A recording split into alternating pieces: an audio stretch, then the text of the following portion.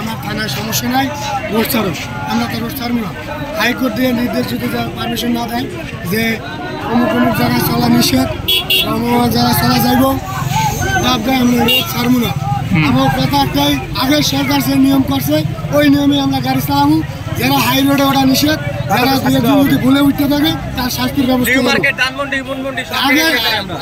আগের সরকার যেভাবে গাড়ি চালানো নামতেছে ওইভাবে দিলে হবে। পুলিশে যে বলতেছে যে এই আমার থানার সমস্যা নেই, আমার গাড়ি ছাড়ো, এদিকে গাড়ি ছাড়ো, এই থানার মধ্যে সমস্যা নেই, সমস্যা তো সামনে আছে। প্রতিবন্ধী ড্রাইভার একজনের পাও কাটা, পুলিশের পাও ধরাই দিয়েছে, তারপর গাড়িটা ছাড়ে না। প্রতিবন্ধী মানুষ বিক্ষোভ করার জন্য তো কর্ম করে খায়, এটা তো তার নিয়ম ছাড়া। আমরা নাহলে ধরো আমাকে গাড়ি 5 দিন ডাম্পিং করলে আমরা অন্য কাজ করে খামো। লোকটা প্রতিবন্ধী মানুষটা যাইব কই? এক পাও নাই। পুলিশে ধরে ব্যাটারি খুলে রাখিয়ে দেয়, কয়েকদিন বার স্লিপও পায় না, কেউ ব্যাটারি পায় না, ছাত্ররা ব্যাটারি খোলে।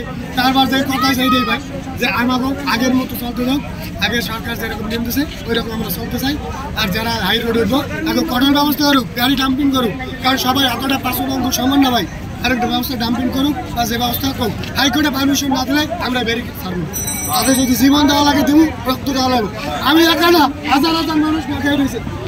কেউ বউ বাচ্চা আছে, কেউ মুরব্বী যে 40 বছর রিক্সা চালায়, 40 বছর রিক্সা চালায়, এ যাইব কে? এ তো ভারী কাজ করতে পারবো না, আমরা তো করতে পারবো। আমাকে সাবজেক্ট আলাদা, যে রিক্সা চালায় 40-50 বছর এ যাইব কই? আর অটো হলে ভালো হয়, গাড়ি চালাইতে পারে। আমাকে দাবি একটাই নয়, আমাকে হাইকোর্ট দিয়ে পারমিশন দাও। এখন পারমিশন দেবে, এখন চলবো। আমাকে আগের নিয়ম চলতে দাও, কিন্তু আমরা আসা ব্যারিকেড ছাড়বো না।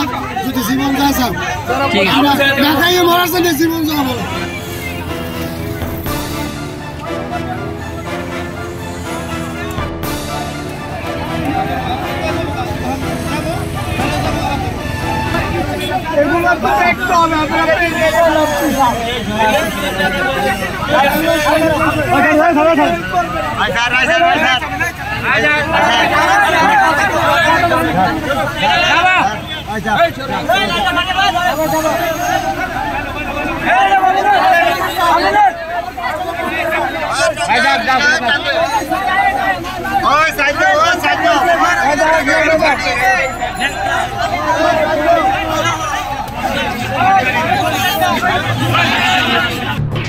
এলো খবরের কাগজ, নিখাদ, নির্ভীক, নিরপেক্ষ।